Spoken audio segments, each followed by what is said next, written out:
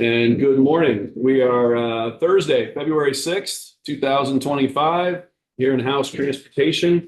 And we do have plenty of close to over a quorum, so we're going to be getting ready to get started. This morning, we are going through the 2026 transportation budget with Logan Newberry from our JFO. There are a couple handouts on your desk. I'm not sure if we're going to start there or not, but we're going to turn it over to Logan and he's going to walk us through 500 and what, 85, $858 million or something like that, 883, Yeah. $883 million. Yeah. Wow, get that number committed to memory. Thank you very much. And it's all yours for now. And I'm assuming we'll take questions every step of the way. Yep.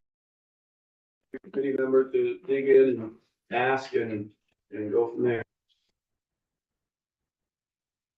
For the record, I'm Logan Newberry with the Joint Fiscal Office.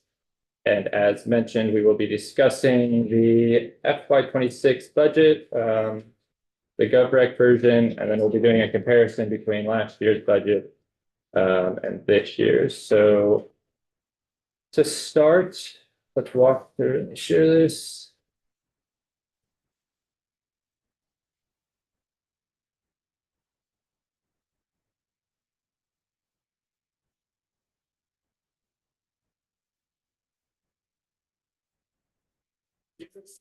Perfect. All right, let's walk through this sheet with the sort of orange bar at the very top. It says Transportation Appropriations Overview, fiscal year 26 budget by fund. This is just this year's budget, and then we'll go to the comparison after we walk through this.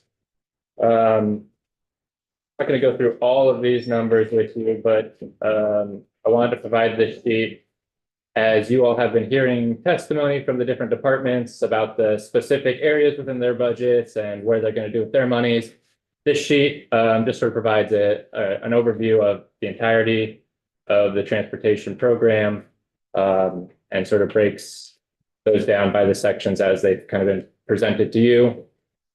At the top there, just briefly, we have the all funds category. So that's the combination of all the different types of funds going into these different program areas on the left-hand side.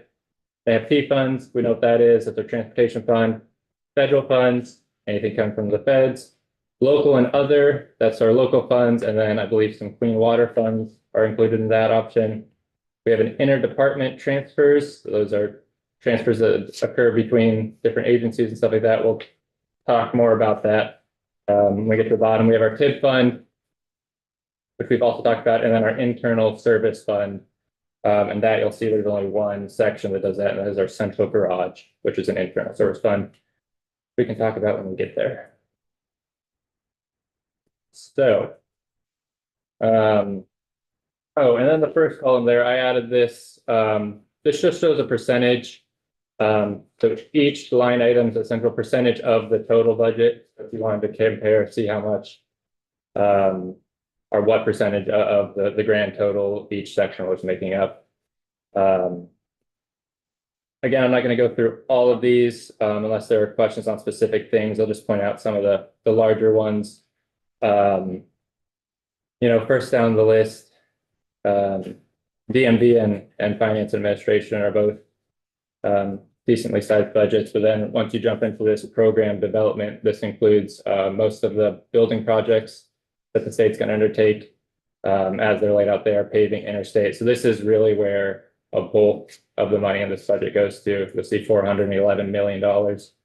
That's almost half of everything in this budget, 46% there, with a large chunk of that coming out of the paving, over $100 million this year. You'll also notice that a lot of these are driven by federal funds. So you see of that $411 million, about $308 million is from the federal funds, and the other coming from T fund or local is a lot of the match that we have to put up to get those federal funds. A lot of these, again, if you have questions about the specifics, these are in your white book. The projects these are being spent on, please. Oh, Representative Fauch, got a question for you. Could you just remind us again, the TID fund, what the restrictions are around that and, how it gets applied to these different line items? Yeah, so the TIP fund originally was created, right, to pay for any bond debt that we have. We don't have any right now. So it can be obligated or appropriated every year, but for projects that have like a lifespan of over 10 years, I believe. So these are more long-term ones, not things like yearly paving or stuff like that, but like our bridges and stuff. So you can see if you follow the TIP column down there, we got 3 million in our state highway bridges, interstate bridges, 10 million in our state highway bridges, and then 1.5 in our roadways. So these are your bigger, long-term projects. Not borrowing money right now. We do not have any bonding out currently. But I guess that finds confusing to me, why we have a TIP bond money in the spot, but we don't have any bonds. So that's what I don't. So It's semantics or the use of words that I don't quite understand how that If works. we had TIB bonds, we would use the TIB money to pay for any debt servicing costs for those bonds. But since we don't have any bonds, we appropriate it like T-fund dollars with that caveat that it has to go to long-term projects. So if we ever did bond, we would first have to use the TIB money to pay for any debt that we had to pay off that year. And then anything else, or in this case, all of it, because we don't have any bonds, can go to projects. That makes sense. Yeah, when we went out to bond, they said we needed a dedicated revenue source. It couldn't be from an existing, so we had to create this special Okay. revenue with the gas tax, gas assessment. And we set that up to pay off for bonds. So we still have that, but we're, like I said. But we don't. Bonds. Okay, so you had to have a separate revenue Yeah. source. Yeah, And since you have one, that money comes in through there. And Yeah. we turn around and send it out to projects because we Yeah. don't have to pay for it. yeah. And it So generated. the money a lot keeps more coming in. money. Yeah, But we don't actually have to pay off. correct, yeah. It's in the, okay. So one could say, That's- let's get rid of the assessment, but we won't. How many times today are you gonna have an opinion that is not, so the line of, you're gonna get yourself in trouble today, probably. I'm sorry, Representative White. So just further on that TIB conversation. So when we're looking at 3.329 million in the interstate bridge line, that, can you just explain that again? So we don't have any bonds out, but why is there money in that line there? And maybe you just said that and I just wasn't. Yeah, so the TIB works for our current year the same way as T-fund dollars work essentially, but they exist within a different fund, so we're including them in this list as different money than the T-fund money. Because as we mentioned, the TIB was created as a dedicated revenue source to pay for bonding if we had it. But because we don't, we're using that as sort of an appropriation like we would a T-fund dollar. So we're spending it the same way we're spending T-fund dollars. It's showing up separately on this line here because it is a revenue source that is still coming into the state, even though we don't have any bonding out there. So we're spending it in a similar manner to we would regular transportation funds. And it's in the TIB category because there was a bond or? No, because the TIP fund just always exists. We always have revenue. It's forecasted every year. We have a dedicated revenue stream going into the TIP fund. So it's sort So of you're kind always of there. prepared for a TIB bond? If we ever wanted to, it would be there. Because we don't have any bonding, we're just spending that money sort of in a normal fashion as we would other funds. Okay, So throw it in a pouch and then Burke. And then eat it. Yeah, so for me, it seems like we've got this fund to, for bonding large projects, capital projects. I assume somewhere it's written that this money needs to be for capital long-term, I assume.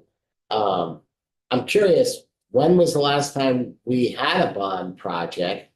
And two, it makes me think of climate resiliency projects that, perhaps we should be bonding for to prepare our roads, both state and municipalities, for the storms we expect to see. Rather than it's just more income to feed normal projects, I'll say. So I'm curious, what was and maybe some long-term members remember what For the last 10 bonding years. projects we ever had? 10 years maybe. Brattleboro Bridge. Yeah. Within 10 years, no problem. I think the Brattleboro Bridge was in. Yeah, there was like Do small. you have an answer? Anybody else have an answer? Sorry, go ahead. Yeah, I guess I want to say 2013. I don't know, Chris Root might know. Christopher Joint Fiscal, the state of Vermont issued three series of TIP bonds in 2009, 2011 or 12, and 2013 for a total of about $36 million at the time. You can actually go find the bond issuances on the treasurer's website. There's some interesting trip down memory lane. Some of the bigger bridges that were done around that time period were funded with TIB bonds. That would include the Champlain Bridge. I think the bridge over the Loyola on I-89 was one of them. Pretty sizable projects like that. The state was paying about $2.5 million a year to service those bonds out of the TIB fund. And then you all had some very unusually flexible COVID relief money from the feds in December of 2020. And among other things, you all decided to use some of that money to pay off all of the outstanding TIP bonds early at the time. That saved about $3.5 million of interest costs over the life of those 20-year bonds. And perhaps most importantly, by using that federal money to pay off those bonds, which we're never going to have the flexibility to do again, probably, you freed up $2.5 million of revenue in the TIB fund that could then be spent on a pay-as-you-go basis on these projects. If you were to go out to bond again, we would probably want to do an analysis to see what the bonding capacity would be based on available revenues. I believe it was our policy that we maintained a 3-to-1 coverage ratio. So, if your debt service was $2.5 million, you would need at least, $7.5 million of revenue coming in. The big trade-off of going out to bond again is that you're obviously committing your future cash flows to pay that debt service and interest, which means you would have way less than that $15 million number available to spend on projects on an ongoing basis. So I think the legislature acted with great wisdom by using that one-time money to clear the book, because you bought yourself the ability that should you need to go to bond again, you have the ability to do that. But back in the envelope, don't quote me on this, I would say based on the current revenue forecast, you could probably support somewhere between 50 and $65 million of total debt on the TIP fund. Okay, thank you. Representing Burke. Well, that's what I was gonna ask is what is in the fund now? What is the amount of money? In the TIP fund? Yeah. We're taking out whatever the 3 million or whatever it is out of that, and 10, I mean, all the money that we're taking out of the TID fund, which is It's typically spent down to a zero balance, just like the T fund.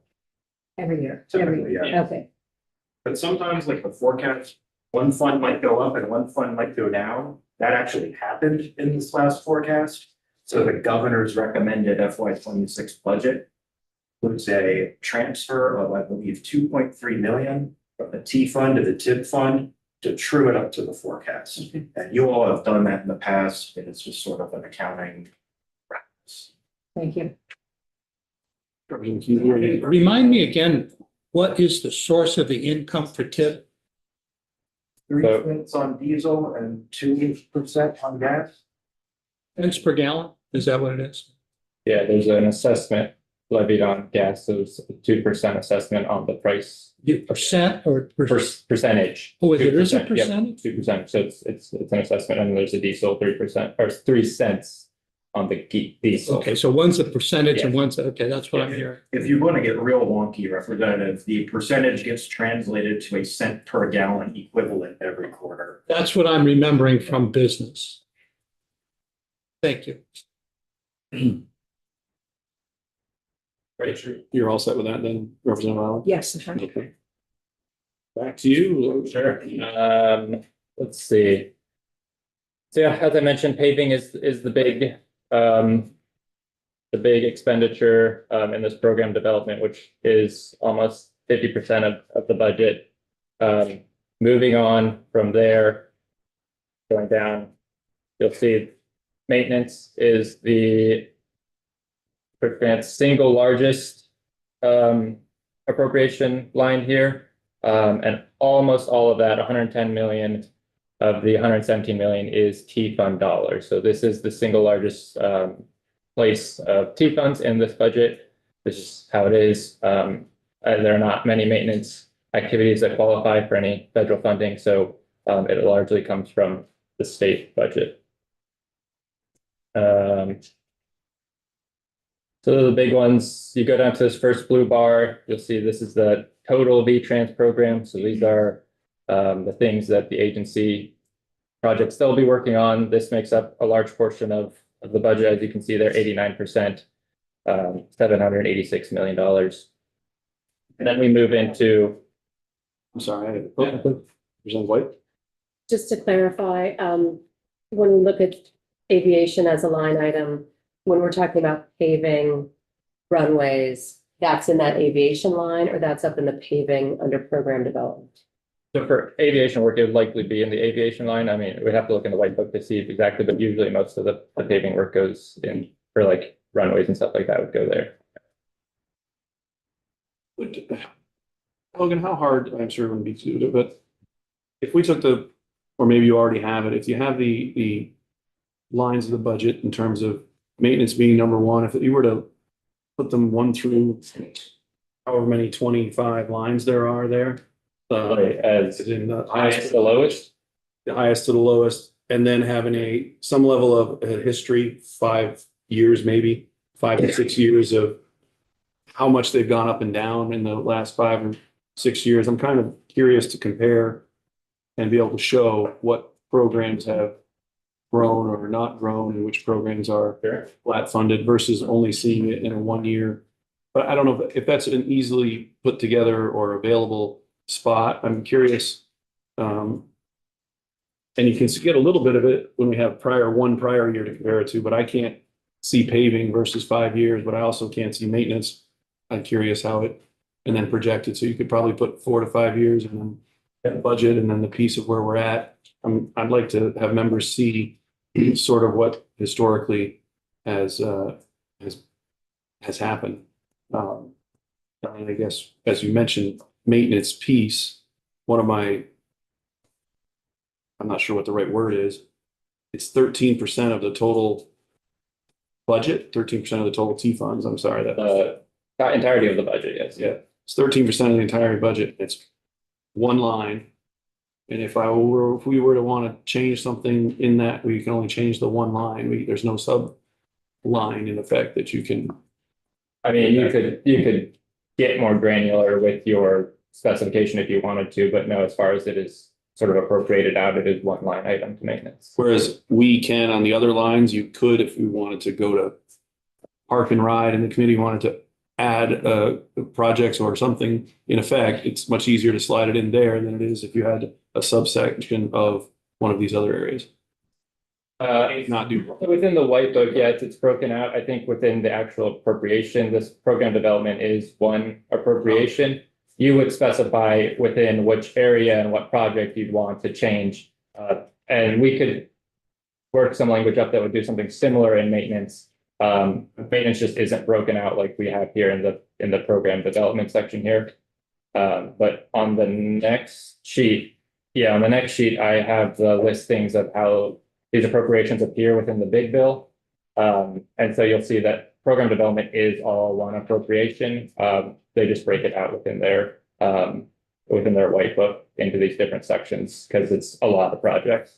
Okay. So on the part that I was asking, look for you to do, I'd like to be able to show sort of historically, and then if these have all been around for those 4 or 5 years, if there's anything new that's made it in there, but that's what I'm just kind of looking for some idea for members to see sort of how we got here and whether we've gone up, down, which ones were level funding, which ones were increasing, what has happened, what have the previous legislatures done in regards to kind of just a little bit of a history. It's going to look a spreadsheet very similar, but with some years on. Sure. And they don't need to be broken down necessarily by funds. I guess maybe to a certain degree, we want to know where our actual T funds land, Sure. but overall as well. And you're going to see big projects come and go out of there. And we'll see some blips. And we'll probably have to have a little bit of idea if there was one particular huge project that made a blip happen. I'm kind of just looking for some historical context for people to be able to make it.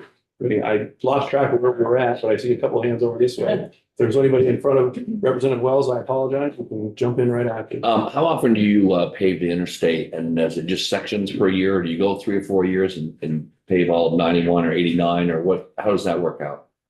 That is a great question for the agency. I would say He's our money guy. it probably depends on how busy the road is and what we've done before it was. I just wonder what the wear and tear was. That's Defer to the That's a agency. Jeremy Reed question. Okay. Right? That's and when he's in here, he'll do that. But Logan is our guy to tell us how much Sorry it's about been that, spent, Logan. where it's been spent, who's it spending. You want to know something about where the money's gone and where it's come from and where it's going and what it's at? That's our guy.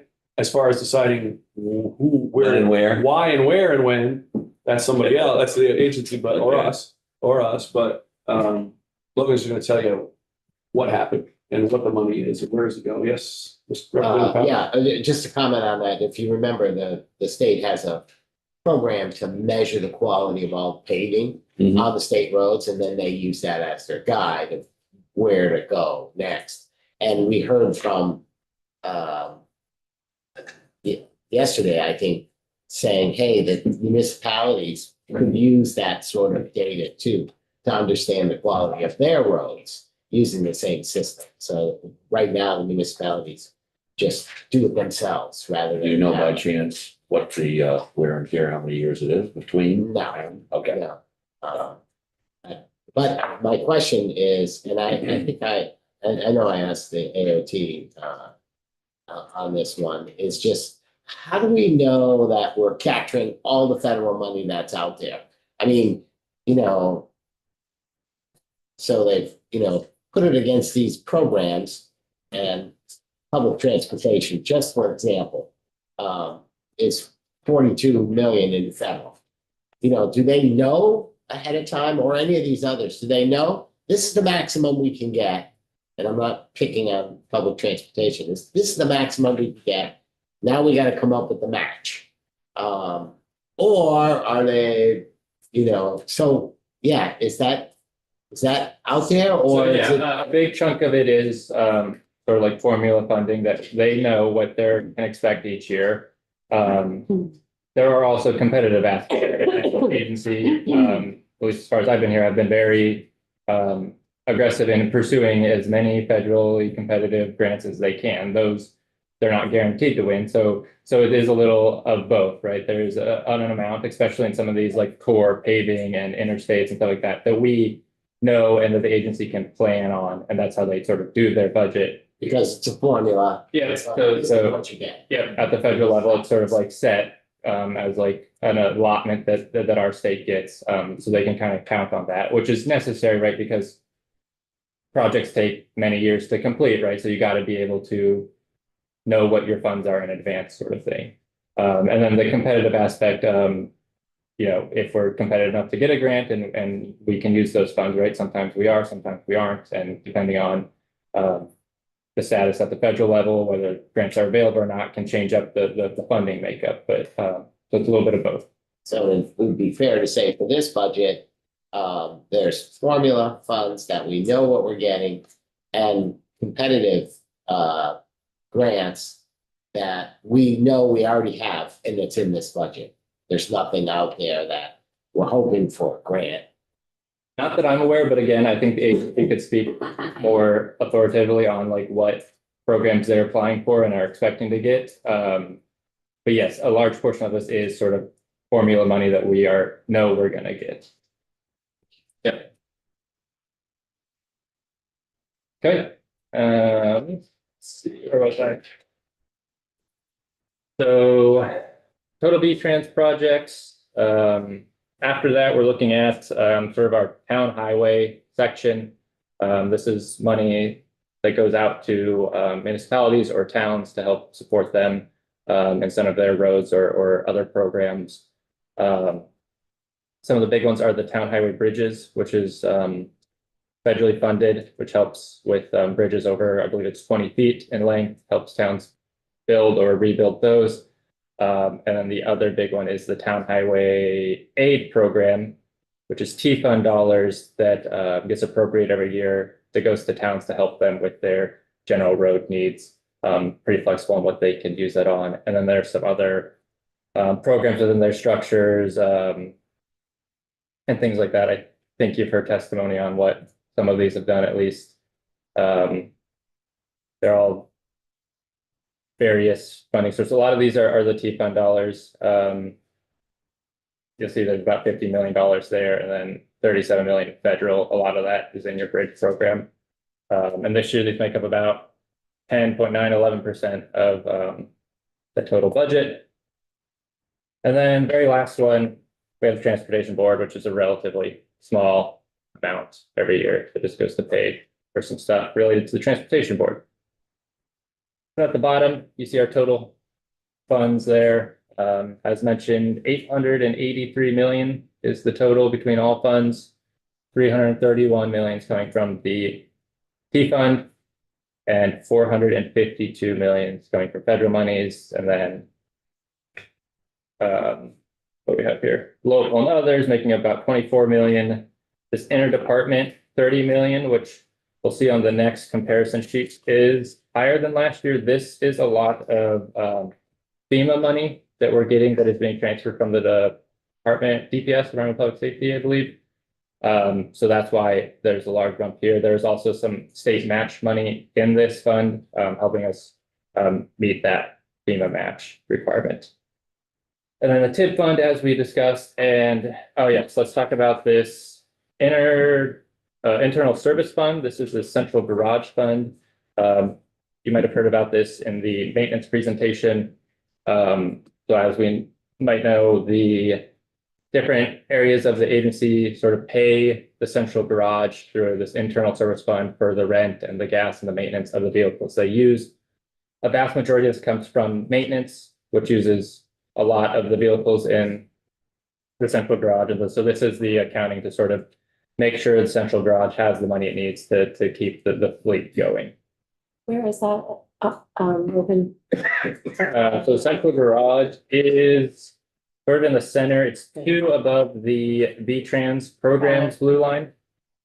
$25.6 million.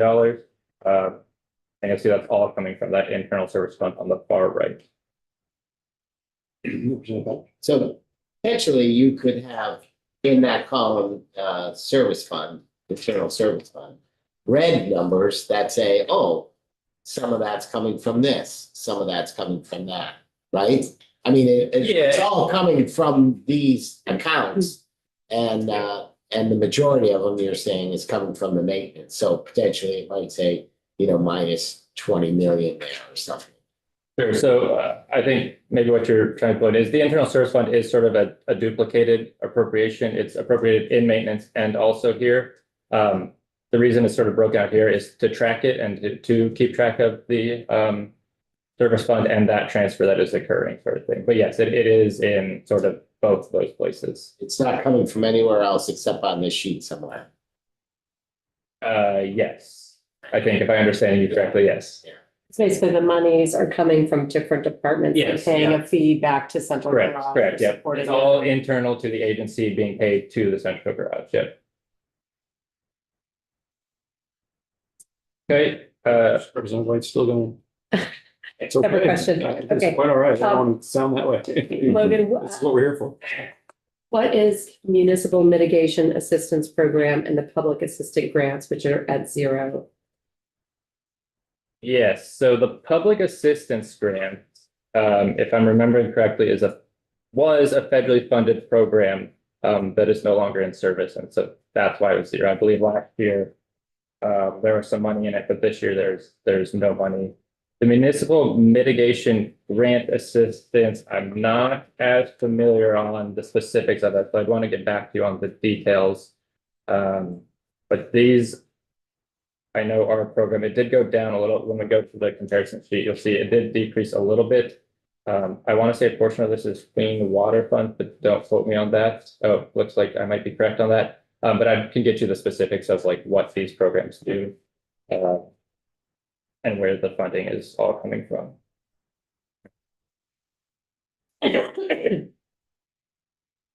So I guess the question I have here, so if we look down the column of T funds, if money that we in effect have to show, if somebody makes a speech every year about the budget reflects our priorities.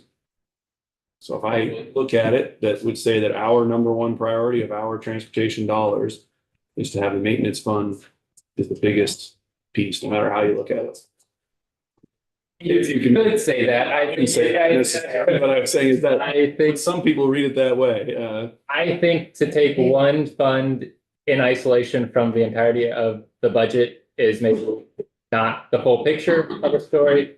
And that yes, maintenance plays a large part of the T fund dollars goes into maintenance, but also you have to look at where all the money across the entirety of the budget is going. And that is a reflection of your priorities, because T fund is just one and not even the biggest portion of the money that is being spent in the state. So yes, a lot of T funds are going to maintenance. To say that is the highest priority, just because you have to look at all the funds, I guess is what If we I'm. look at, oh, go ahead. No, I was just saying, the way I look at it is, that, you know, don't take this the wrong way, is the priority is funding the workers. I mean, Mhm. that you look at all these line items that went up, this is your personnel, finance and administration, policy and planning, maintenance, which is very top heavy in employees, and DMV. I mean, those are all your employees. So when we're paying our employees, obviously it has the effects on the projects that we're getting out. And that's the net, you know, less, we're payments, getting hammered because we can't keep up with the pay act of the 3 to 4% of whatever they're getting. And it's not a knock, it's just a reality. And then we've got the healthcare costs And then healthcare. for them. And like in the Yeah. VAA, we're appropriating another like $18 million to Yeah. state employee healthcare costs. Yeah. So there's a lot of money. Well, where I was trying to go to was perhaps it's a little bit more into the spots of, okay, we put 15 million into rail, we put 10 million of our dollars into public transportation, we have 7 million for roadway, 23 million for paving. Those are our, the employees are those pieces that you're the bigger. Yeah. But the projects in terms of what we wanted, we're putting, so town highway 80 at $30 million versus, so you'd have to figure out which ones are employee costs versus which ones are more funding what happens. In other words, if you were to, could you look at it in any way of saying that aviation at 7 million versus rail, does that mean that rail is twice as important to us or not? I don't know if the dollar figure is, obviously we don't spend a whole lot of money on rest area, of our T fund money. Is there anything that goes along the idea of looking where we put our money somewhere on the chart that talks about our priorities? Outside of what it costs to actually run it. Yeah, I would just say it's really tough because you got different pots of money and where they be expended, like rail is, heavily on grant, aviation is sort of a different pot of money, and then you get, I mean, there are different funds that will direct you where you need to go in a sense, so sometimes it's hard to, it's apples and oranges a little bit. There is, obviously, paving, obviously, there are things that you can look at within priorities. Buckets, but it's overall the money that we get, it's so parceled out, it's sort of just hard to say, this is our priority. Well, Yeah, and I'm saying. yeah. We put $10 million of our transportation money into public transit, since Representative Fauci mentioned that earlier. Yeah. $10 million is, who knows, everybody's got an opinion how much $10 million is. Yeah. We give $8 million to the town highways paving projects, road 2, class 2s. So, who benefits, who doesn't, what the work is.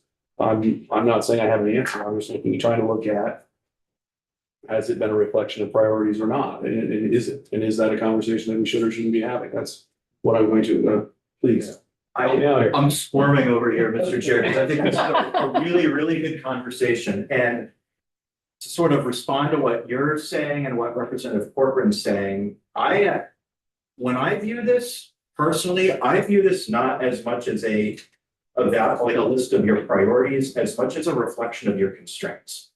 And this is something that you often see throughout various corners of the state budget. And what I mean by that is a lot of what you're doing in the transportation bill isn't a reflection of like who cares the most about what. A lot of it is based on what projects are in the queue, what is eligible for federal funding and what isn't.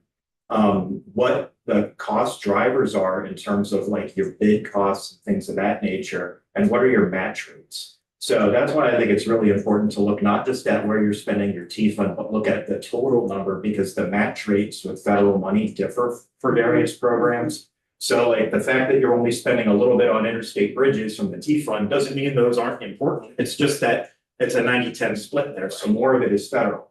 With rail and with aviation, a lot of that is competitive grants that we get from the Fed. So most of that federal money from rail, we don't get formula money for that. So you get the grant when you get the grant, and you do the projects when you can do the projects. And you will see variation from year to year in program development. Doesn't mean that a legislature decided that paving is less important this year than bridges. It could just reflect the fact that you have different projects in the queue at different periods. And you will often hear, my final thought will be, you often hear like Ledge Council will say you can't find a future legislature, but legally might be true. In practice, you do it all the time. And every time you pass a white book that has projects that go out multiple years, you are in effect committing future legislatures to finish those projects that you start. So that is all my way of saying that, yes, there is some reflection of priority. Personally, I view this as also reflecting a lot of the constraints that you're facing in terms of just what you have to deal with and the limited capacity you have to deal with more in areas that, you know, perhaps you feel are underfunded right now. You're just limited in your ability to do more. Our flexibility is very minimal. Very Our much so. opportunity to impact our priorities is very minimal then. Marginal, yeah. In the short term.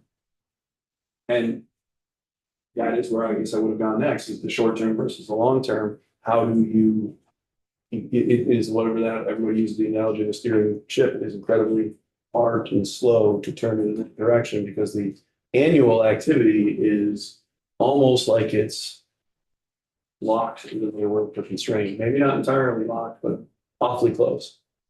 Or some level of close, without putting a degree on it. If that's fair.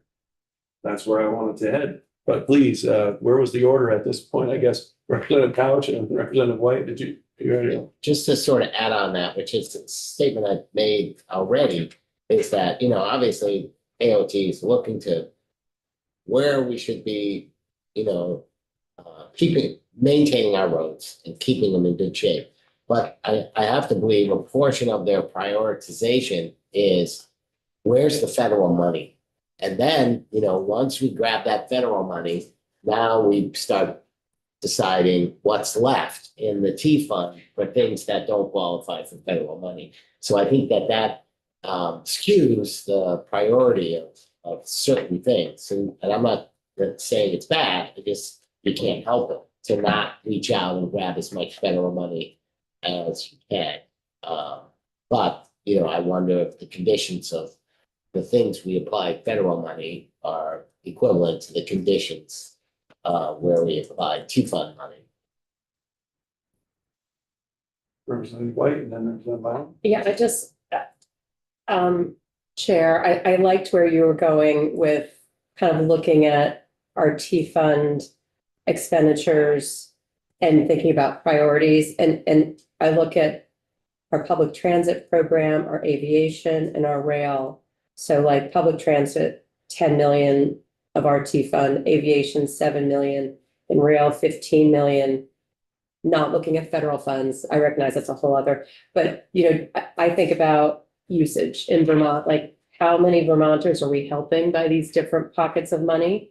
And like public transit, I'm gonna guess, I'd love to see some more detail on usage, but you know, a fair number of Vermonters are using public transit. So I think about that $10 million, you know, if you divide it by usage across the state, it'd be interesting to see what that number is. You know, aviation, I mean, aside from Burlington International Airport, which is significant, and we saw it's a very busy airport, but, you know, I think about these other 8 or 9 state-run airports that we're funding. We don't know how many people are using them. We're not charging them to use them.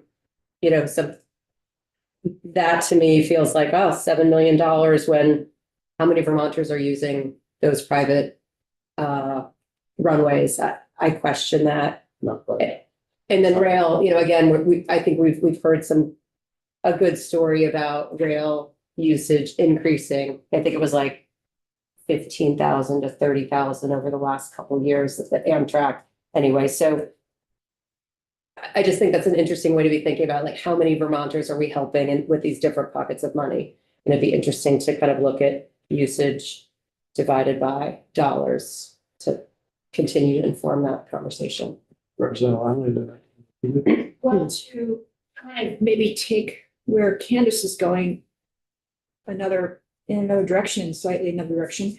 I would say that given our constraints in the short term, this creates an imperative for us to really be focused on policy making and where do we want to have the agencies go in the future, because that's really our biggest lever in many ways. And I think the usage data is very interesting for informing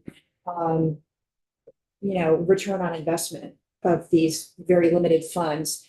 And I at the risk of sounding like a broken record, we did make this massive change in land use last biennium.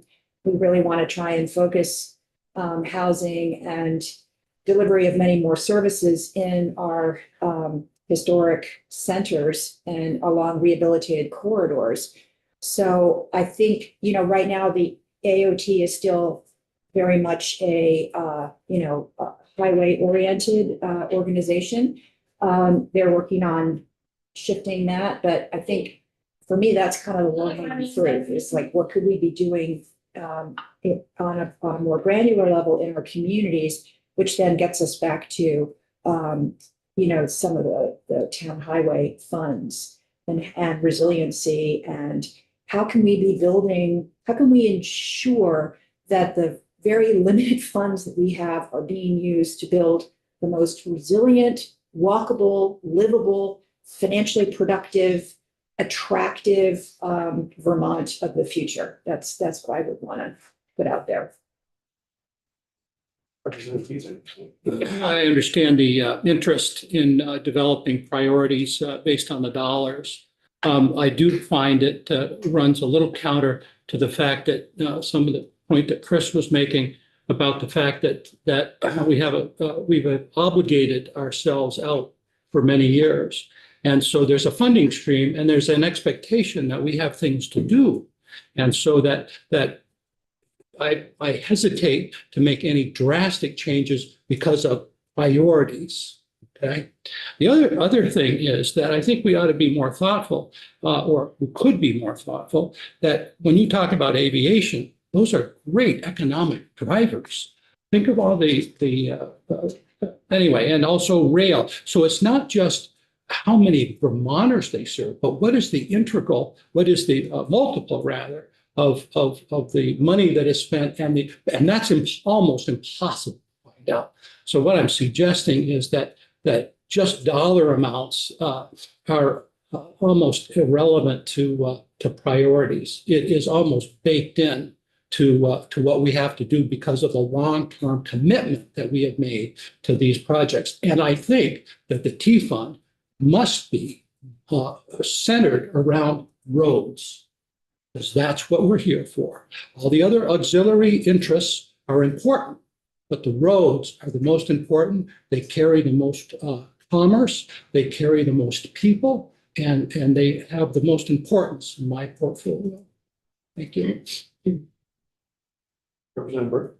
Yeah, I was gonna say, in response to yours, Representative Kuchar, and then I have another comment about public transit. Maybe it was around 2012, or AARP did a conference called Transporting the Public.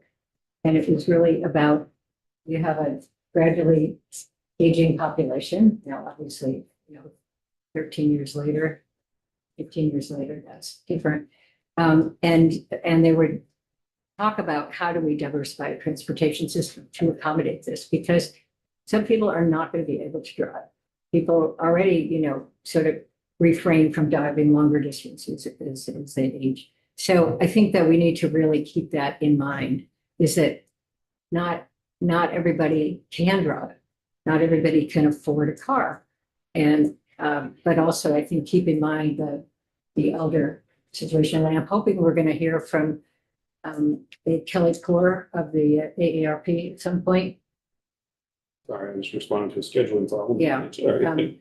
To talk about that, because, and I know there's a group in our town called Wyndham AG, and just looking at all the different issues that, transportation being one of them of our aging population, healthcare, et cetera. So I just think we have to keep that in mind.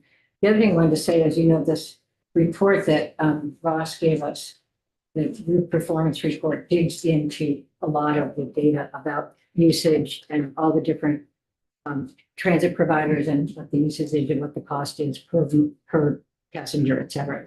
So it's quite a comprehensive report that we got. Did we get that yesterday? I can't remember. Anyway, it's on our website. Thank you.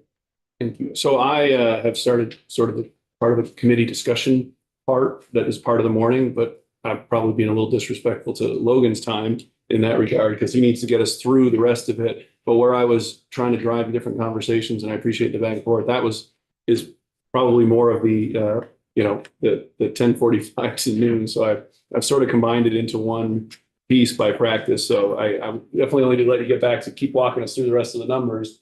But you'll see on the calendar about committee discussion, this was the type of thing that I was looking to dig into. So we've sort of melding them, and I was asking Cameron to make sure that our witness that is kind of in there to plug in for time will be flexible on his presentation piece, so that we can get back to Logan and go back in further into the discussion piece. So good. I don't think there was anybody with other hands that I missed. All good discussion. So we're almost done with this first page. Topic and stuff too. I think we're at the very bottom here. We're going to look at the appropriations not in your white book, and then some transfers. The first one on that list is an appropriation that goes to BGS. They run the information centers along the highways, so we give them some money for that. You notice the JTOC appropriation is at 0 this year. I think you've heard discussion on that already. And then the Pay Act. So this is to go to pay for wages. And this is the number we get from the agency that they sort of estimate that we'll make a budget for to meet this need they have. They give us one every year. Last year is, I think, $2.5 million. This year it's $3 million. You include those appropriations, you got your total T-fund appropriations of $339 million. That you can find on the operating statement, sort of the number of T-fund dollars going out. Then we have some transfers down there at the bottom. You'll see the first one. This is money coming into the T-fund. There's two transfers here. There's a big one of $12.5 million, which you might have heard of. This is money that was set aside last year for IIJA match. It's federal match. We set aside $12.5 million for the agency to use to draw down federal dollars. So that's in here. And then there's a small $140,000 for motorboat registrations that we get every year. And then we have our transfers out of the T-fund.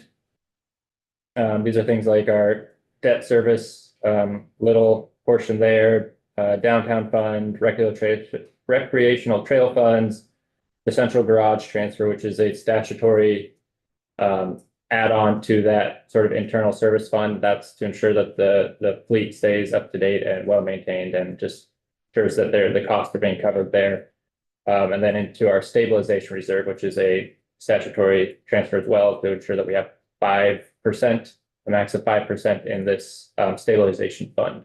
So this is sort of to reach that statutory requirement there. So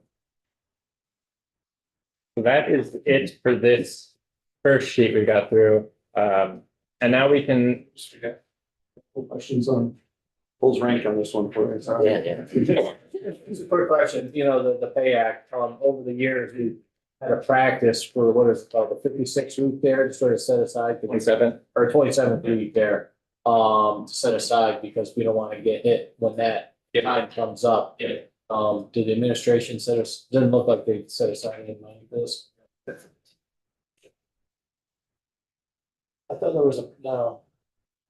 I know they haven't, but I thought in practice they were gonna start doing that, but no. Yeah, Chris from Joint Fiscal, what Representative Corcoran is referring to is an obscure little thing in the budget called the 2753 reserve. And it exists in the general fund and you, every year the legislature socks away some money in that reserve to pay for the random year where there's a 27th payroll or a 53rd Medicaid. And the 53rd Medicaid payment is really big. So these don't happen super frequently, but they happen frequently enough that it makes a lot of sense to stash money aside to pay for it, so it doesn't hit you really hard. The T fund does not have a similar reserve, but they do have a similar impact when a 27th payroll does hit them. But it's not like a tens of millions of dollars of surprise the way it is to the general fund.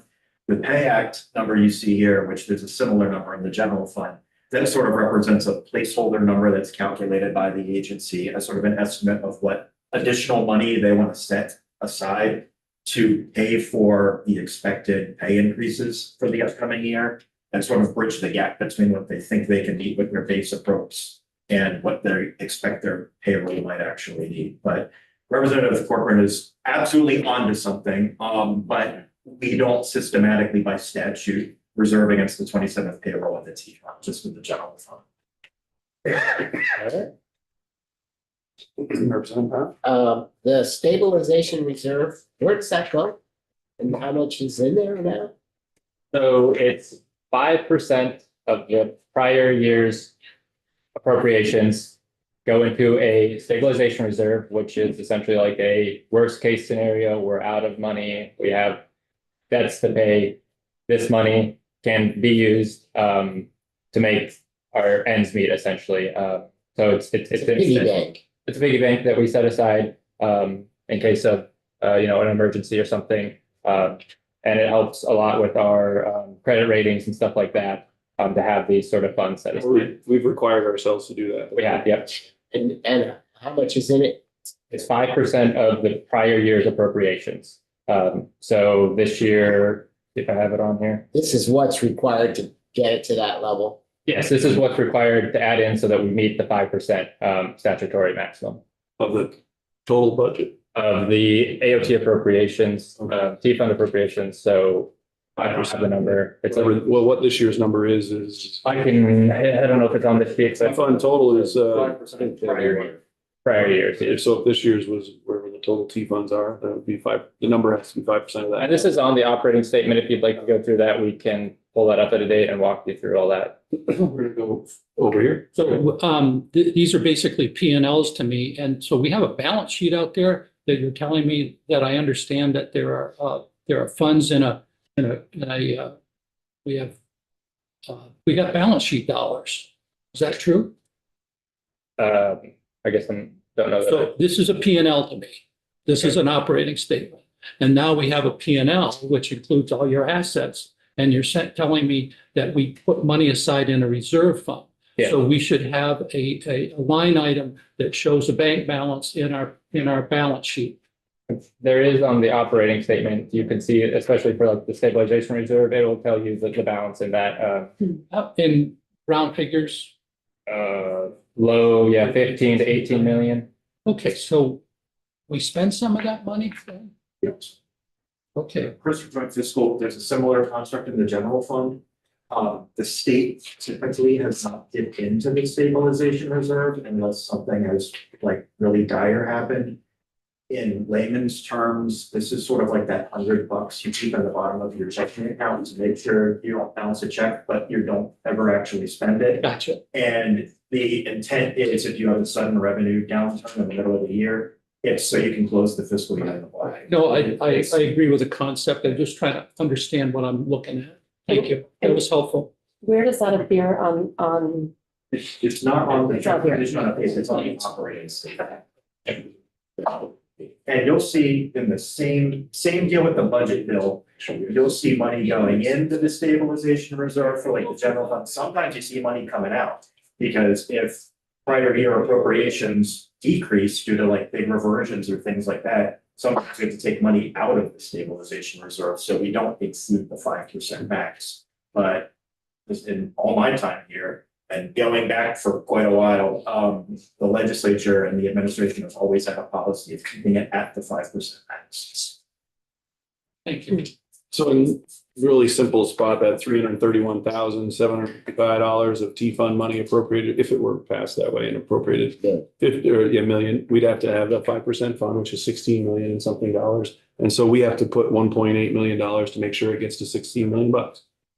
Yeah. Does that sound? That's Okay, got it. simplified way of saying it, but yes. Okay. Next. The other sheet. Next sheet. Next sheet, this is a comparison, and I'm gonna start off by saying I don't have answers to all the ups and downs. I think we can dig into these more deeply if you want to. We can get the information. It is also, a lot of this is in your black book. If you want to dig into why is Interstate Bridges $9 million lower, it'll tell you in your little black book. If you flip this section, it'll say every little specific line item, how much they spent on equipment, how much they spent on, paper this year, and if it's up or down. I'd recommend looking in your black book. If you want to have a deeper conversation on some of these, I'm happy to bring in some information. But I don't off the top of my head know for all of these. I'll just say that. The layout very similar to the other paper we were looking at. You got your departments on the left. You have this uncolored column in the middle is last year's FY25 budget. The sort of yellow or cream colored there is this year's GovRec budget. And then you'll have your differences and then the percent increase or decrease for those. So you'll see slight increases in the first two, Department of Motor Vehicles and Finance and Administration. I think they've both been in and probably have explained what they're doing with their budgets. If we look at the total program development, you'll see it is a decrease over last year, about $9 million, 2.2%. Coming largely from, it looks like paving took the brunt of that $27 million decrease in paving. With some other ones in bridges and was that traffic and safety. Moving on. Yes. So this comparison of the FY 2025 and the governor's recommended budget, Yes. the FY 25 versus 24 up in the upper right-hand corner means, isn't this? Where? Oh, this should be, yeah, sorry, this should be changed. I forgot, I updated it from last year. This should be, Yeah. 20, I'll feel better. Six versus 25, yeah. Okay. good catch. I'm like, what are we, I'm sorry, that's just we're just comparing FY 25 to the governor's Yeah, recommended I know, 26 yeah. budget Yeah.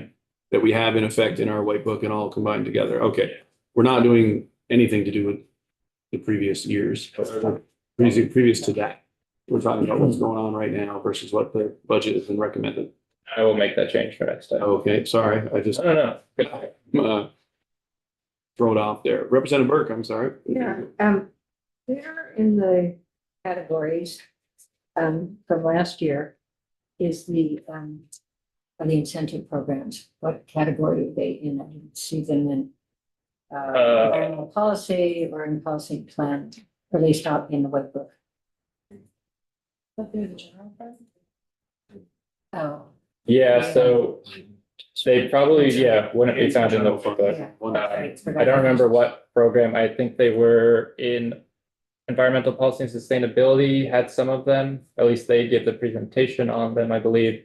Oh, because I was looking at this year's book. Okay, Yeah, sorry. yeah. So I don't think you'll find them specifically in there, but within the agencies, they can come in and tell you how they're sort of planning for those programs. Okay, thank you.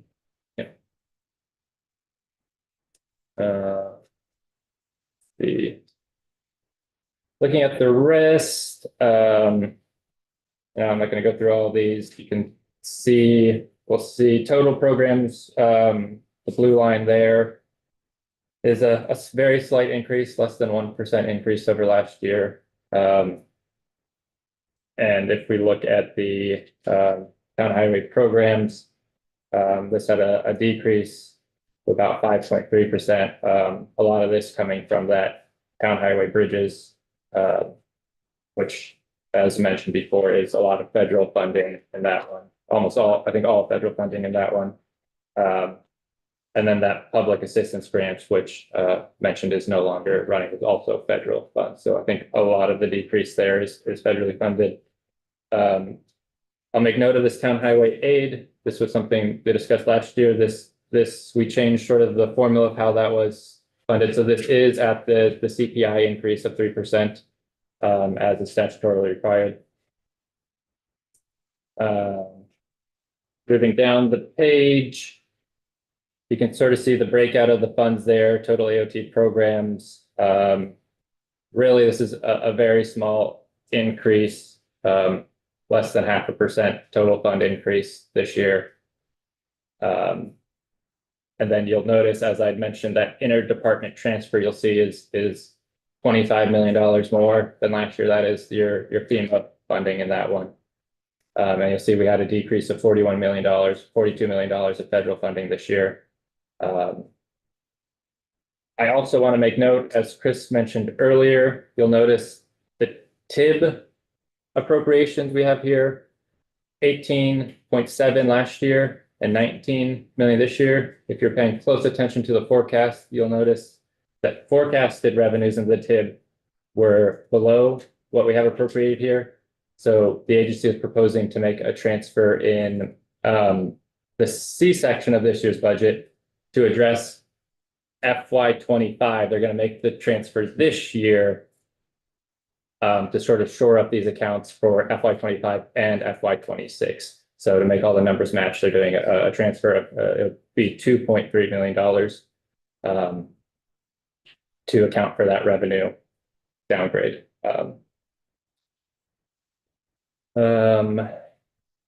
Comparing the transfers or the appropriations not in the AOT budget, you'll see BGS for info centers is right on, slight increase.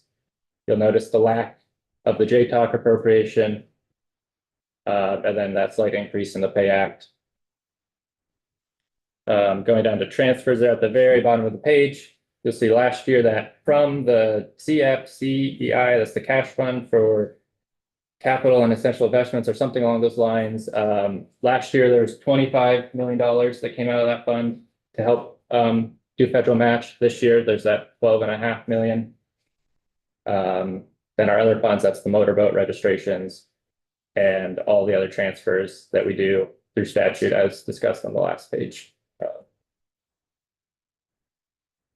Representative Bounce has a question. Yeah, question or a broken record. So just sort of looking at program development, I can see, things move around based on projects. So even though a drop in the interstate bridge, picks up on state highway bridge. So generally, a good increase there, probably salaries and stuff there. And then the overall program development, it's, roughly the same. But I can't help but look at our municipality, town highways, bridges and whatnot, specifically the structures and the roadway programs. They're dropping significantly and nothing helping them to make up that difference. So those are municipalities that, need to come up with local property tax funds to do that. And I will just make note on those two specifically, town highway structures. Last year, you might remember, the committee decided to increase that appropriation. So the 7.2 is what is statutorily required. It was decided last year to bump that. So this decreases back to sort of what we in statute require the agency to do. The class 2 roadway program is a slight decrease, although I think they're at statute now. It was a little higher last year for whatever reason. But these numbers are at statute, but Phil, to your point, yes.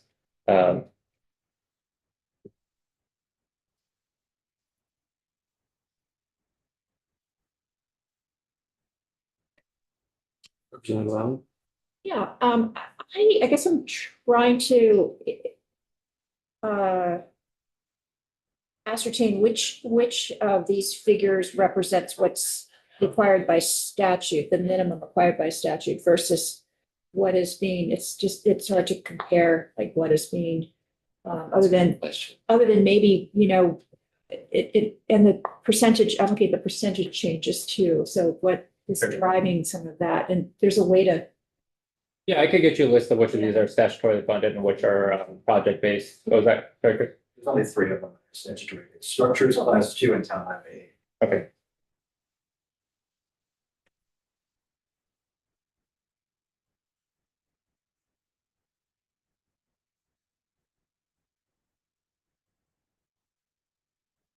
So structures, class 2 and town highway bridges. Town highway. Okay, excuse me.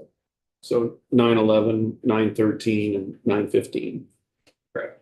And that number in the governor's recommend that is statutorily required, 7.2, 8.6, Correct. Yep. is the 30 Yep, so that one's an increase. exactly the same, or is that something higher than what was required? No, so, yeah, so it changed it last year. One we should be looking at. The reason it went up 3% is because we required it. Statute, yeah, All three of those are recommended at what we have in law. minimum they're allowed to recommend. Correct, yep. And the highway bridges is federal money. That's reflects federal activity, not T-fund activity. Dollars, I believe. The other page makes that pretty clear. Yeah. That's all federal. So that's not reflective of any agency decision. It's the projects that drove that. Right? Yes. It does look there is some tip funding in there, probably for match. Oh, some tip funding in order to make sure we maximize the federal dollars. Okay. That's project driven though. Yes. Okay, that's not statutorily driven, it's project driven. Okay.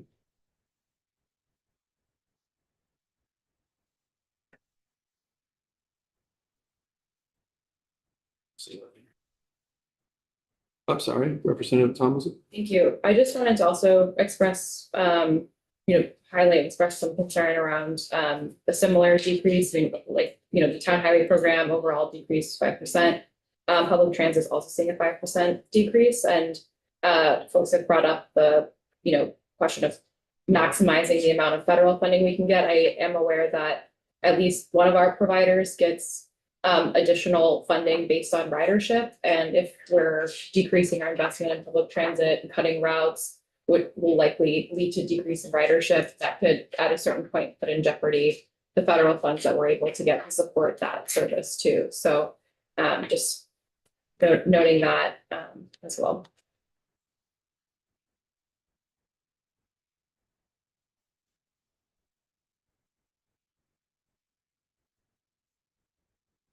We're gonna revisit some of these things a little bit later, but I guess I would check if all questions. Highlight areas that you wanna, Those were the big things that I had. Again, I will work on sort of a historical look at these and where funds have been going this past. And as always, I'll let you know if anything comes up in the meantime, but that's sort of a high level look at these different departments that have been coming in to talk about their budgets. And here you can see it all on one page and how it all flows and goes together. So, Thank you. of course. thank you very much, Logan. I guess I would just a reminder piece that we have money questions and we want any analysis and we want a little more depth like I did ask for today.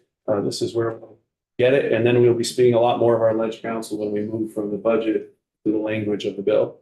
And so it's the agency presents Jeff used to help analyze and work for us on that particular piece. Anything happens on suggestions for language, our ledge council will work for us to explain it to us and give us any additional information that we need to do that. If you have a request issue, we'll go from there. We're going to talk about that after our next guest. So Logan, thank you very much. We'll see you again and off we move.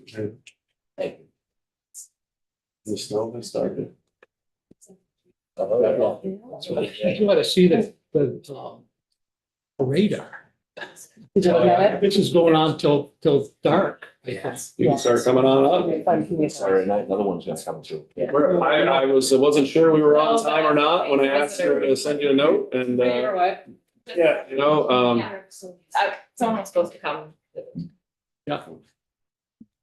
Hopefully they have I some. was downstairs anyway during Senate Transportation, so watching them. So excellent. I follow what's going on down there too. I don't- You are everywhere. I don't mind saying on, you know, on camera, I've been here my 4th year now. Rob has been around and accessed and treated the same since the day I walked in the building, the same way that he treated me since I moved into this chair. And that is why you are on the agenda as early as you are, when most of our other pieces have almost entirely been transferred to the agency to this point to get through our budget and to get through our pieces. And I appreciate your approach, and I'm interested to hear, I'll give you an opportunity. We have five new members, and we're going to go around the room and introduce ourselves real quick, and then you'll get a chance to introduce your organization and your priorities to us. The only part that you're working hard against is you'll be the difference between us and our morning break. So, Okay. I represent Swanton and Sheldon, and Tim Corcoran from Bennington. Kate Valley from Shelburne. Molly Burke, Brattleboro. Oh, Thompson, Winooski. Jim Casey, Addison, Rutland 1. Chris Keyser, Rutland 7. Candace White, Waitsfield. Ken Wells, Orleans County 3. Representative Pounce from Heinsberg, and Representative McCoy is unfortunately not with us this week. Oh, there is a lot of colds going around. So anyway, I'm gonna share my screen in one. Actually, I'm gonna put it up now just so I don't forget when I start talking. And why is it not allowing me to on my screen? Wait, hold on one second. Not allowing me to share the screen for some reason. No, it's on my point. We can see you on the screen. That's Yeah. right out of your computer to. And actually, we've got. There we go. Yeah. There, we go. Okay. Good. So thank you for having me here. My name is Rob Kidd with the Vermont chapter of the Sierra Club. For those who are not familiar with it, Sierra Club, we're a mostly volunteer-based organization.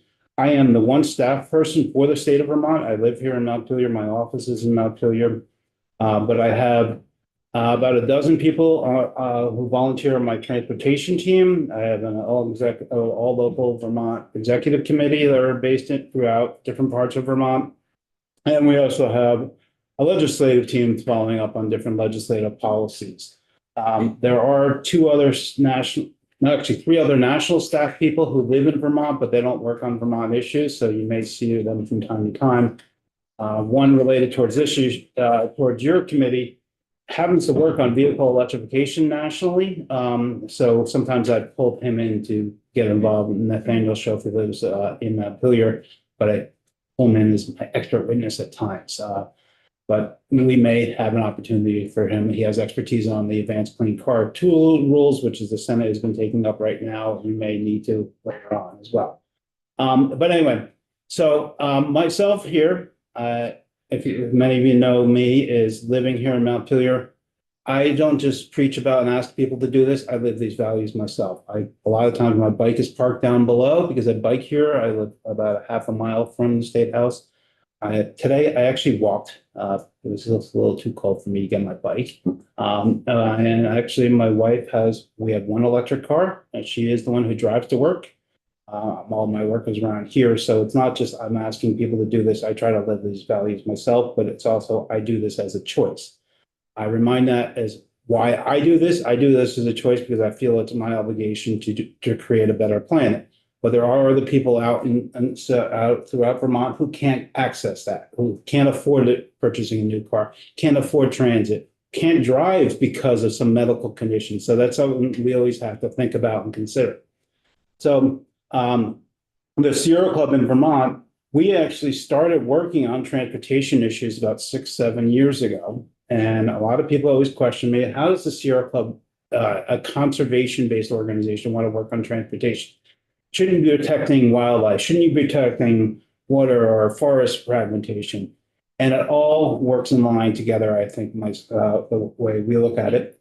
We look at it as, you know, with our carbon emissions at the time when I first switched over, 50% of our carbon emissions came from the transportation sector. Now, with changes in calculations and changes in some other sectors, it's actually at 40%. So I'll say maybe you all did some great work getting it down 40. Let's hope it is.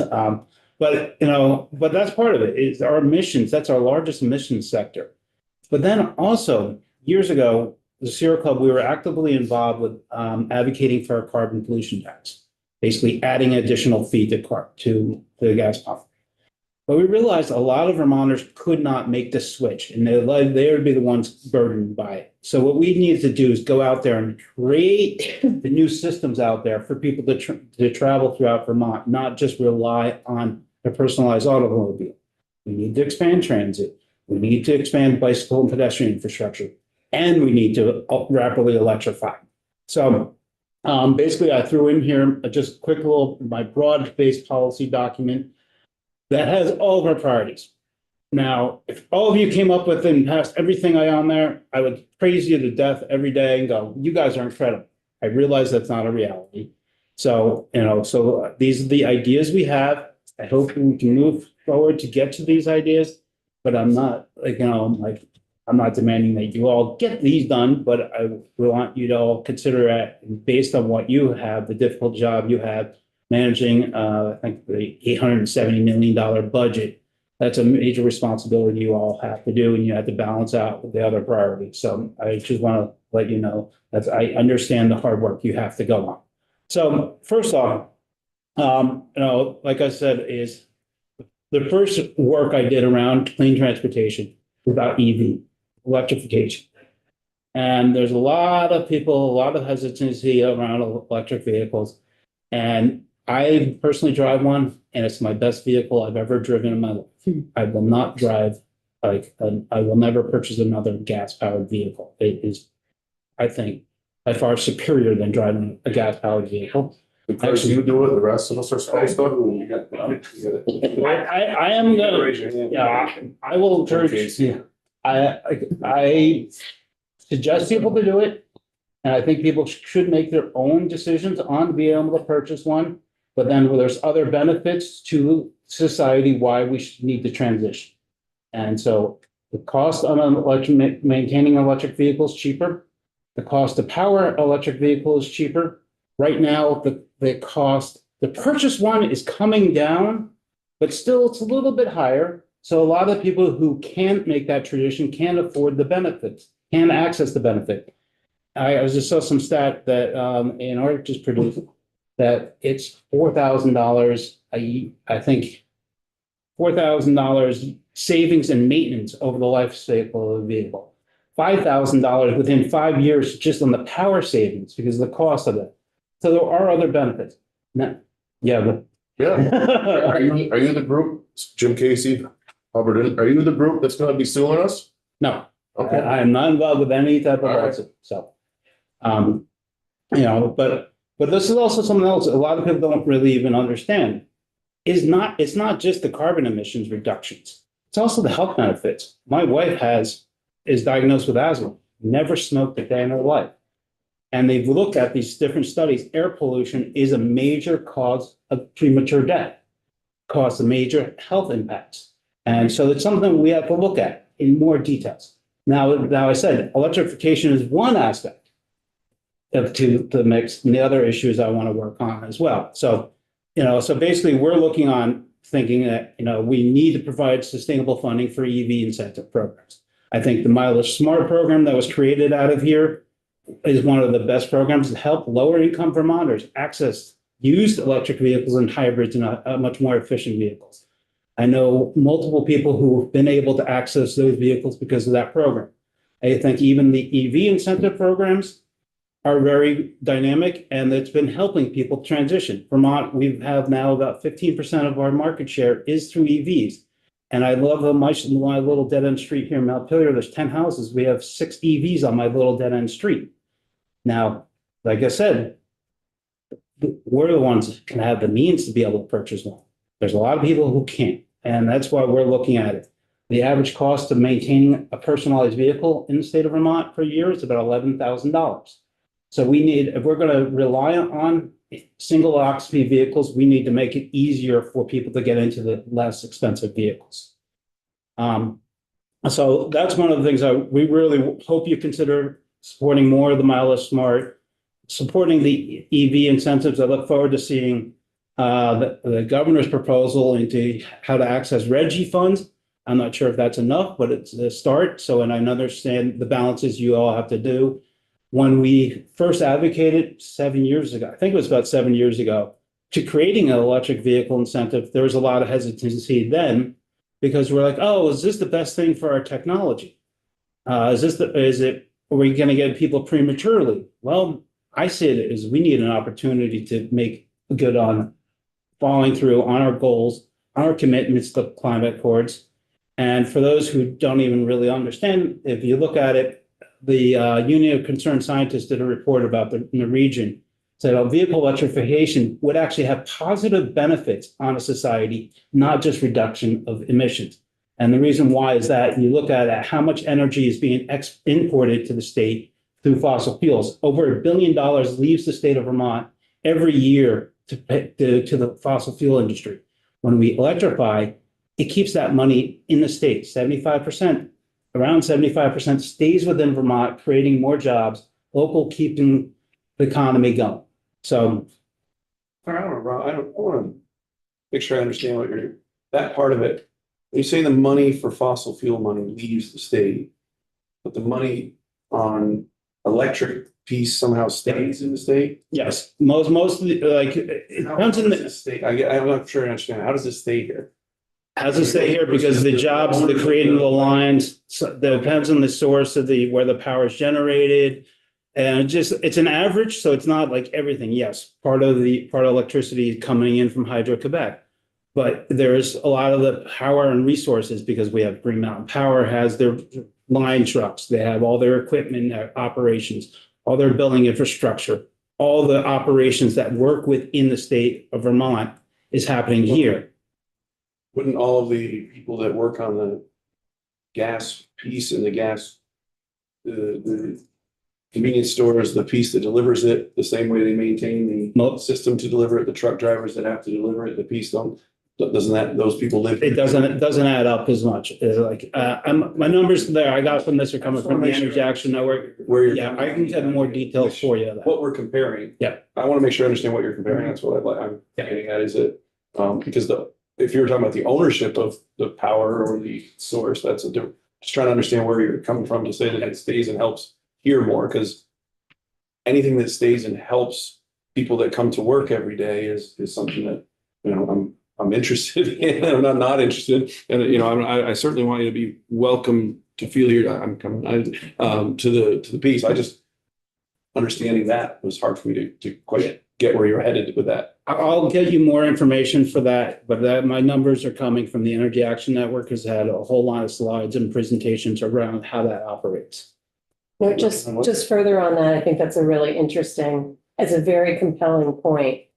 And my assumption is that if we don't drill for oil in Vermont, they're drilling in Texas, they're drilling overseas. So the source of the oil is not Vermont. So that money's got to go to wherever. Neither is the source of electricity, I guess is what I'm saying. Well, if we're generating. If we're generating locally, From water, the transmission, from the solar. grids, the solar, all that starts adding a lot more infrastructure within the state than it is. I'll get you more information. Understanding where you're coming from in terms of why the distribution is different. So I'm assuming, Representative Casey, please. Jim Casey, Hubbard, aren't the components and batteries like being mined overseas by little kids? So the mining industry is not perfect. It's not perfect at all. I'm not perfect at Well, all. the gasoline industry has grown men that are drilling and women that are drilling oil So right here. And so your industry supports child labor. That's not fair. the Sierra Club does not support child labor, and we Then why are you lobbied for bragging about more it? environmental regulations across the country, across the globe, and we've been working on that. And it's like there's horrific stories about what the oil industry has done internationally, And it's not something we actually want to prefer. We've tried to put more regulations on things, but if you want to remove Hard to regulation. regulate another country. It is hard to regulate in other countries, and it's something, but we've been working on internationally to monitor. Now, the battery issue, there's a lot of good technology happening based on the Inflation Reduction Act, where there's a lot of investments happening around creating more sustainable mining practices within the country, repurposing batteries, so you're like taking the minerals that are within a battery and reusing it for another source. So when you take a car battery, like for an electric vehicle, everybody says the average, well, after 10 years, it loses some efficiency. Well, those batteries, the minerals within there don't die out. They don't burn off like oil does. It can be reused, repurposed. So they will take that literal battery, pull it out, pull all the valuable minerals and repurpose it for another battery. Or even in some cases, like, a number of years ago when this issue starts first popping up, we had the representative from Tesla here. I said, what's Tesla's plan to do with all the batteries when the car comes back?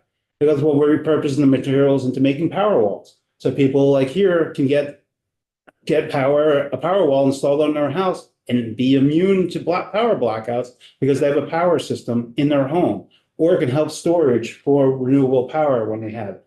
So Ron, what's a power wall? I'm sorry. so if you look at Green Mountain Power, they provide customers what's called a power wall to help them store power within their home. So then you can use the power at certain times. It's like all smart grid connected. And it helps actually making sure that you're using power when it's available instead of just at peak demand.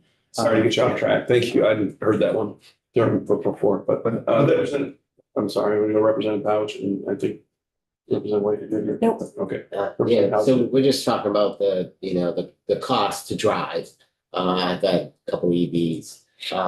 One thing that's really critical, I think, to keep in mind is our electric grid is, the cost is controlled by the state. So it's regulated by the state. And so sure, electricity goes up a couple percent, 2 or 3% a year, like any inflation. But the cost of fossil fuels, the state and nobody here has any control over. International activity has more, will drive when the cost goes up and when the cost goes down. And I know in my lifetime, back in the 70s, I saw what the price of fossil fuels, what might happen when the prices go up and down. And sure, they come down, but they go up. And you can't rely on what the price is going to be. If you buy a car now, you're going to have it for 10 years or 7 years. You have no idea what the cost of a gallon of gas is going to be. But you can pretty much rest assured what the cost of electricity will be. So I think that's for me, it's a cost of ownership. It's a big piece of it, is the regulated cost of the energy. Representative Allen? Oh, I was just wondering if there's any new information on what's happening with the tariffs and if our Hydro-Quebec electricity is going to be subject to the tariff, because it's a little more complicated for us because of our adjacency to the border, and we have infrastructure that straddles. So not to put you on the spot, but have you heard anything? As way past my brigade, you're probably hearing about the same information on that one as well. Right. I mean, I've heard that, basically the story I saw the other day was, hey, the tariff's going to affect even just our heating. It's going to heat power, oil, because we import so much from Canada as well, and oil. So we have no idea those impacts. And it's part of the reasons why also we should focus on with the renewable energy standard that we reformed, what we passed last year, or the legislature passed last year, you all did, is kind of creating more in-state and more in-region renewable energy. So we're not dependent on Canada to providing our power as well. So that's something you all have to look at, is like, okay, do we want to encourage more in-state renewable energy or in region?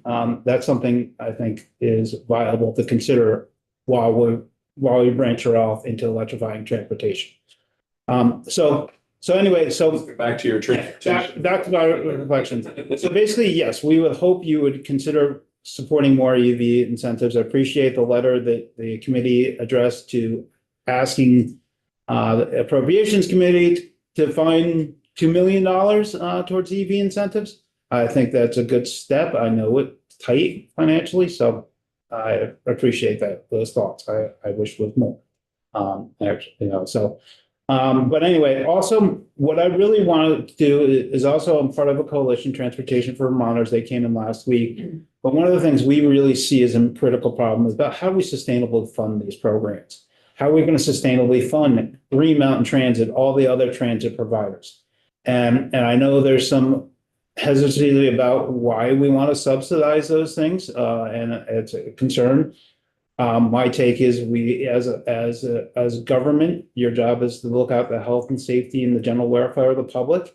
And if we have Vermonters who can't get to jobs, can't get to their medical appointments, that's a problem. And we have to make it equitably accessible. So I'm hoping that some of the reports that are coming, the treasurer's report coming back with about sustainable funding, we can look at that come out because we all realize that the gas tax is not really an adequate way to pay for all of our transportation funding, and nor is relying on the federal government for our transportation funding needs. So we have to kind of explore into that. Just related towards funding, I see the governor's budget asked for $500,000 more for Green Mountain Transit's budget. I think that's a good step forward as well. I would like to see more because I know people, in particular like Winooski, can't get to their jobs, or even like some of the other budget route cuts that are being proposed. So you have to look at this a little bit more. But even so, I think we even need to look at more like the mobility transportation innovation grants, which the transportation committees created that kind of spawn these great ideas like microtransit and other programs, because Vermont is not like these big cities where it's easily to adapt a huge transportation system. We have to come up with new ideas, not just the same particular fixed routes reports. We need this flexibility. Then also, I suggest you revisit the 2019 study to increase transit ridership. Your former chair, Kurt McCormick, pushed for that study to happen. And he lobbied me to join that. So already Kurt McCormick lobbied me more than I lobbied him. It was always a challenge. But he lobbied me to go participate in that study. And I was really blown away with all the things that we need to do to address transit ridership. There's a lot of imagery that goes on. People think there's something wrong with you on the bus. We have to make it kind of respectable. We got to increase the technology on the buses, create the smaller cutaways, make the bus stops more convenient, make the times more flexible, work with employers to make sure people are encouraged to use them. There's a lot of things within that report that I hope can get revisited, not just addressed. One of the things we did implement, I say we, the state of Vermont, the committee is during COVID implemented fare free transit, which is one of those tactics that you can increase ridership. But in Vermont, there's a little bit more challenges on that. So I just look you to review that. Then another one of my priorities is active bicycling. I'm an avid bicyclist myself, but a lot of people don't think the roads in Vermont are safe for bicyclists.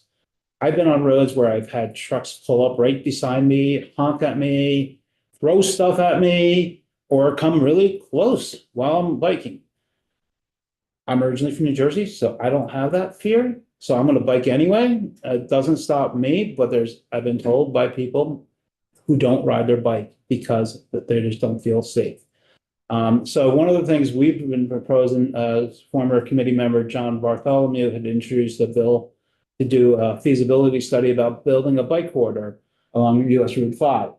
And yes, it's one particular set route, but we see the successes of the Lamoille Valley Rail Trail, how much tourism comes in there. If we create a bike corridor where there's partially one spot along where it's divided off or there's a separate path, it can help generate extra benefits to communities, make the road safe so people don't have to rely on their cars.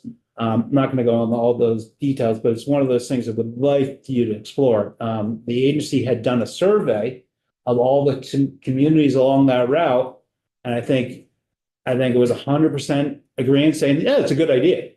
And then the agency recommended a stakeholder process, put together a stakeholder process. But the agency doesn't want to do it because they have other programs to do.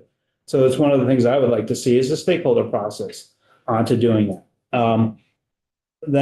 So that's one of the ideas I really would like to see. There's a whole lot of other bike ped policies that I'll mention even too, that I had the study on the Idaho stop that came out that you should be able to review. Something like an Idaho stop. I'm going to give you a story here. One day last year, I'm biking at the corner of State and Main, and I stopped at the light, waited for the green. I started biking.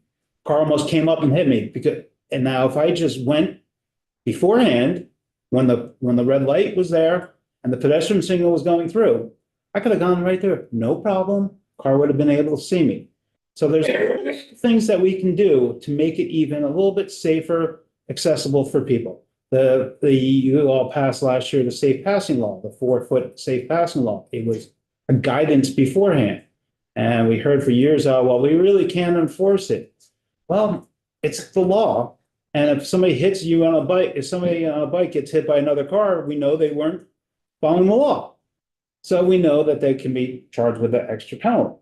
Now, if you go across the border into Canada and to Quebec, there's all these signs on all the different bike routes. Safe passing, it will show you every, couple miles, there's a sign on the side of the road, say what the safe passing is. We can do little things like that to make it easier. Instead of having to make the 4-foot wide shoulders, we can make it more aware. The agency can do a little bit more promoting of things like that. So that's one of those things I want to confirm about. Other things, policies. This is something you can also explore into. Minnesota passed a really great climate-related bill a couple of years ago that would require any new road projects have to have a carbon budget. But even still, I would propose even looking at that and saying, how are we reducing vehicle miles traveled with this program? Is it making the road safe enough for people to walk? Is this roadway accessible to a new bus?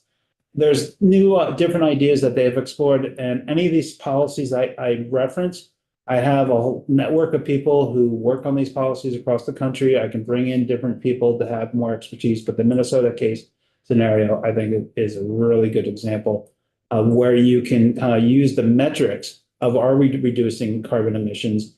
Are we doing this in a good, positive way? I was just downstairs following the Senate about the following California's Clean Air Act waiver with advanced clean car and clean truck rules. I think that is a great program to make sure you put the automakers compliance with us, to make sure they're providing us with newer electric vehicles. There were some concerns that people are saying, well, we may not be able to meet those. Well, if the US automakers don't comply and don't start providing more electric vehicles, they're going to be falling short in the global marketplace. It's one of those things that they need to step up, and we're helping them to make sure that they're providing us those vehicles first, making sure that we're providing more affordable vehicles, and making sure that they're having safer, better customers protections within those sales. So that some of the clean car rules, you'll probably bring them into the marketplace. But so far, our market is right now, we're almost around 15% electric vehicle sales because the vehicles are coming online. There's more and more online. The auto dealers are more familiar with it, and they're familiar with what the benefits are. Sierra Club, maybe 6 years ago, did a report about going to car dealers, asking their opinions of electric cars. It was shocking, some of the views that they had at that time. You'd show up at a car dealership and they were like, oh yeah, we need to plug that one in over there. It's not charged up. Now you go in there, they're ready. They have a whole line of cars ready to go up there, and they have knowledge. They have technicians who are aware of what's going on. So they're not just like asleep at the wheel. They don't want to sell vehicles. They want to sell the vehicles, and this is the newest way because they want to look into newer technology.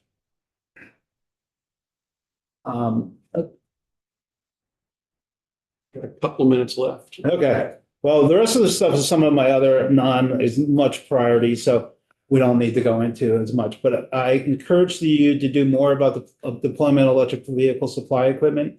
Although 80 to 90% of the charging occurs at one's home, the state of Vermont has done a great job and lead the country in the supply of public chargers.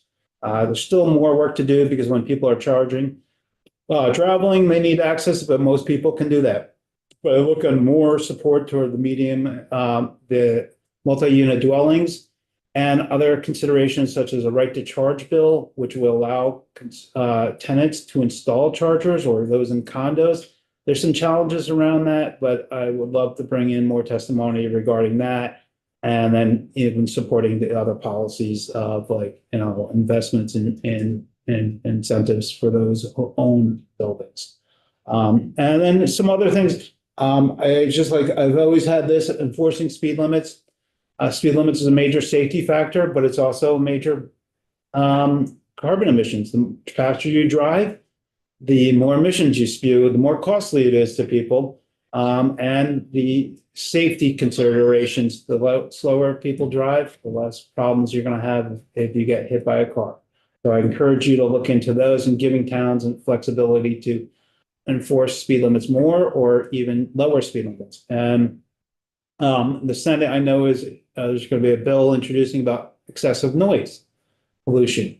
A lot of trucks, like with the engine braking, a lot of motorcycles produce an extreme amount of noise. There's a film that's on Vermont Public TV tonight at 8 o'clock called The Quietest Year that one of my members produced. It talks about all the different noise pollution issues and how much health concerns there are. A lot of people don't realize that noise causes a problem. So there's not just environmental impacts like that we traditionally think noise is an issue. So that's going to be coming up. And then the other major problem I would like to see, hopefully, is the legislature, the agency continue exploring entering some type of cap and invest program. Basically a market program that would help us shift away from fossil fuels in transportation. We had some good progress with the Transportation Climate Initiative, but when the political rallies at that time folded, Vermont was kind of left out alone, but there's other options joining in like a sector-wide. But the only thing we request is if you do enter into some type of program like a cap and invest program, that the majority of the proceeds go to helping them afford the transitions. So one of our statements is about 35% going to low income and marginalized communities. That way, because a lot of times the costs for changing from the newer technologies gets, the wealthier can afford to do it, the lower income folks, it costs them more. So we want to make sure any program dollars go to that. So that's kind of my shortened list of priorities. I have, like I said, plenty of other things that we can go into in more detail, but this is more of an overview. So I appreciate the time just to come and discuss this as a whole, as a committee. But as you know, I'm here all the time. So if you flag me, I will be willingly to say something. Okay. Unless there's any other quick questions, we're past our spot. We're going to adjourn for, thank you very much, Rob, for coming.